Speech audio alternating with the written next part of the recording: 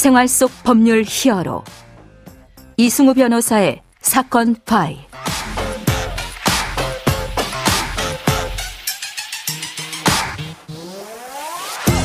안녕하세요.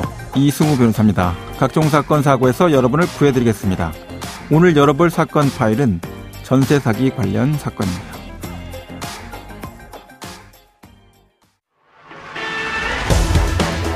세입자가 거래 이전에 파악할 수 있는 정보에 한계가 있는 만큼 확인 설명 의무가 있는 공인중개사에 대한 책임과 처벌을 강화해야 한다는 목소리에도 힘이 실리고 있습니다.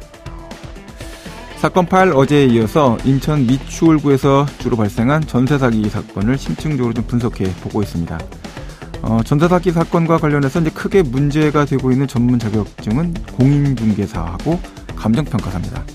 네, 그런데 이제 최근 신문 기사에서 지적하는 바와 같이 그 사이에 끼어 있는 분양 대행사 또는 컨설팅 업체, 이 문제도 사실 굉장히 심각한 문제고 전문 자격증과 연결되지 않은 이런 아주 자유로운 상태에 있기 때문에 전혀 규제가 닿지 않는다, 이런 심각성도 좀 존재하는 것 같습니다.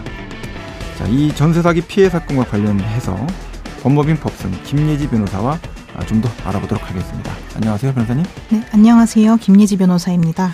자, 이제 우리가 어제도 전세 사기 사건 관련돼서 살펴봤는데 인천 전세 사기 사건에 대해서 오늘은 어떤 점을 우리가 주목해서 보면 좋을까요? 네. 전세 사기와 관련하여 최근 일부 공인중개사나 중개보조인들이 조직적으로 가담한 정황이 드러나고, 지난번 말씀드렸던 인천 미추홀구 건축왕 A씨 일당 중 무려 9명이 공인중개사였다는 사실이 밝혀져 충격을 주고 있습니다. 네네. 신의와 성실로서 공정하게 중개 관련 업무를 수행하여야 하는 중개인이 사기에 가담하였다는 것인데요.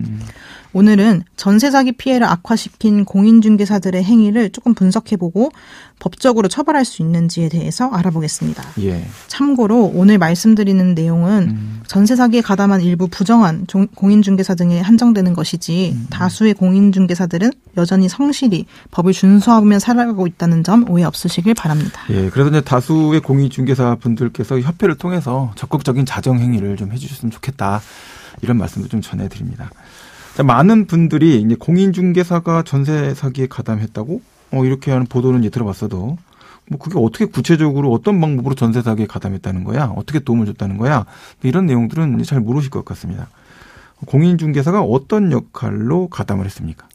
네, 지난번 인천 미추홀구 전세 사기 심층 분석 제1탄에서 깡통 전세 사기 과정에 대해서 간략하게 말씀드렸는데, 네네. 오늘은 공인중개사가 깡통 전세 사기에 가담하는 모습을 분석 자료를 참고하여 조금 더 자세히 설명드리겠습니다. 예.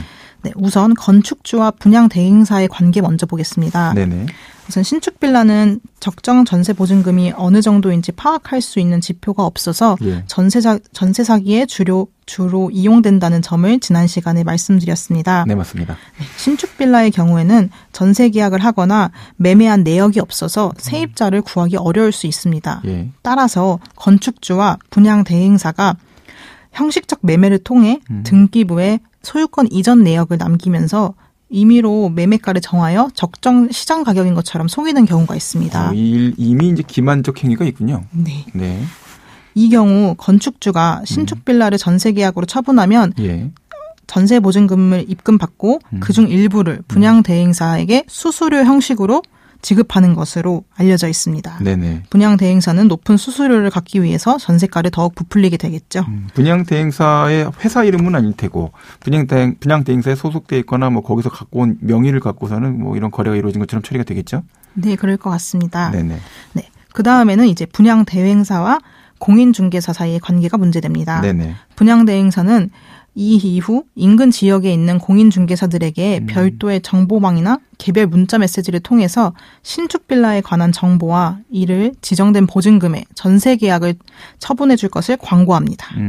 그리고 해당 내용으로 전세 계약을 완료할 경우에는 공인중개사에게 일명 100만 원 단위로 이루어지는 예. R1부터 R10까지의 리베이트 지급을 명시합니다. R1이 100만 원이면 R10이면 1000만 원인가요? 네, 맞습니다. 네네. 인근 공인중개사들은 이러한 광고를 보고 리베이트를 대가로 부동산 중개 앱을 통해 예. 해당 신축 빌라를 홍보하고 부풀려진 전세 계약을 유도합니다. 예. 이 과정에서 공인중개사들은 세입자들이 알아야 하는 중요한 정보들을 누락하기도 합니다. 네. 일부 공인중개사는 리베이트를 수령한 후 다른 전세 세입자를 끌어들이기 위해서 예. 사회초년생인 세입자에게 전세보증금 대출 이자를 대신 주겠다며 네. 수개월치의 이자를 넘겨주기도 한다고 합니다. 네. 결국은 이제 리베이트가 더 크니까 대출 이자 좀 주더라도 뭐 그것 자체에 대해서 얻을 수 있는 게 더 크다. 이렇게 판단했다는 얘기인 것 같고 분양대행사하고 공인중개사들 사이에서 별도의 정보망도 있고 개별 문자 메시지를 주고받으면서 리베이트 관련된 이야기들이 주고받아진다. 이런 얘기군요. 네. 자, 그러면 인천 전세 사기 사건에서 공인중개사의 이 범행 가담 방식은 어떻습니까? 네. 미추홀구 건축왕 A씨 일당의 공인중개사들은 예. 세입자들에게 실제 A씨가 집주인인 사실을 숨겼습니다. 예. 그리고 바지 임대인을 내세워 전세 계약을 맺도록 하였는데요. 네네. 계약 당시 근저당이 있어서 불안해하는 세입자들에게 주택이 경매에 넘어가더라도 보증금을 대신 갚겠다는 일종의 이행각서까지 써주었다고 하는데요. 예. 하지만 해당 각서는 법적인 효력이 전혀 없습니다. 네네. 네. 또한 공인중개사들은 보증보험 가입 내역을 보여주면서 유도하였다는데요. 네. 구체적으로 2억 원짜리 보험을 가입해뒀으니 사고가 터지면 충분히 보상받을 수 있다며 계약을 부추겼다고 전해집니다. 2억 원 다 받을 수 있는 거 아닌가요? 아닙니다. 부동산 계약 시 첨부되는 2억 원 공제증서는 한 업소에서 1년 동안 발생하는 전체 사고에 대한 보상 한도이기 때문에 지금처럼 대규모 전세 사기가 발생하면 수백 명의 피해자들이 이를 나눠 가져야 하는 겁니다. 중개 행위를 1년 동안에 한 300건 했다 그러면 300명이 다 그 2억 원 갖고 받아야 되는 건가요? 네, 그렇습니다. 네.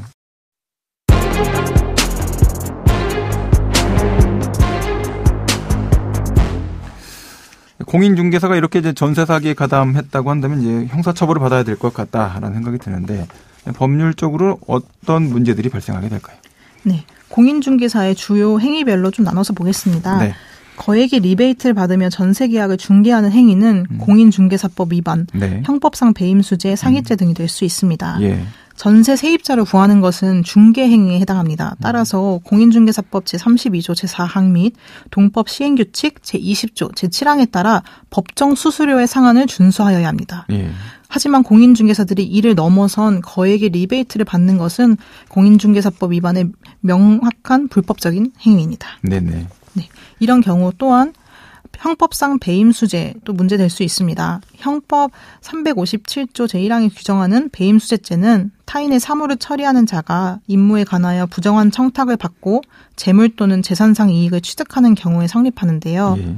공인중개사들이 건축주나 임대인의 청탁을 받고 매매 시세를 부풀리는 등의 조작을 하여 임대차 계약의 체결을 중개한 뒤 그에 대한 대가로 수익의 일부를 나누어 받았으므로 이는 사회상규 또는 신의성시 원칙에 반하는 부정한 청탁을 받고 그에 대한 대가로 재물을 취득한 것으로서 배임수재에 해당할 수 있습니다. 네네.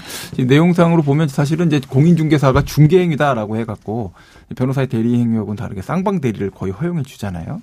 그런데 사실 보면 매도인, 그러니까 물건을 파는 사람하고 매수인, 물건 사시는 분하고 사실 이해가 서로 완전히 상반이 됩니다. 많이 비싸게 받고 싶고 여기는 싸게 사고 싶고. 자, 그래서 지금 좀 생각해 보기에 따라서는 이제 공인중개사도 사실은 매도인만 대리하거나 또는 매수인만 대리하는 형태로 이원화시켜야 되는 것이 아닌가. 그만큼 또 공인중개사 숫자도 많이 늘어났잖아요. 자, 계속해서 이제 형사처벌 관련된 이야기들 더 설명해 주시죠. 네. 만약 공인중개사가 임대인과 함께 전세 사기를 공모한 것이라면 네. 형법상 사기죄가, 임대인의 전세 사기 계획을 알고 도운 것이라면 사기방조죄도 성립할 수 있습니다. 네네. 네. 만약 공인중개사들이 임대인의 자력이나 주택의 실소유자 등 권리관계에 대한 중요한 정보를 알고 있으면서도 네. 세입자에게 말하지 않아 네. 많은 경우에는 형법상 사기죄가 해당할 여지도 있습니다. 자, 이제 내용 보면은 뭐 사실 여러 가지 규정들이 다 있긴 한데 쌍방 대리 문제가 제일 심각한 것 같습니다. 컨설팅 업체도 마찬가지로 쌍방 대리 문제가 되니까 컨설팅 해주면 돈 받고 컨설팅을 받고서는 물건을 사는 사람한테 돈 받고 뭐 이러면서 2중 3중으로 문제가 생기는 것 같아서 뭐 이런 여러 가지 문제가 좀 고민이 돼야 될 것 같은데 이 사건으로 이 아주 큰 사회적 재난 사건으로 정부, 국회에서 이제 전세제도에 대한 입법, 또 피해자 보호에 대해서 나서고 있는데, 네, 지금까지 김혜지 변호사와 함께했습니다. 오늘 말씀 고맙습니다. 감사합니다. 생활 속 법률 히어로 이승우 변호사였습니다. 내일도 사건에서 여러분들을 구해드릴 사건 파일 함께하겠습니다.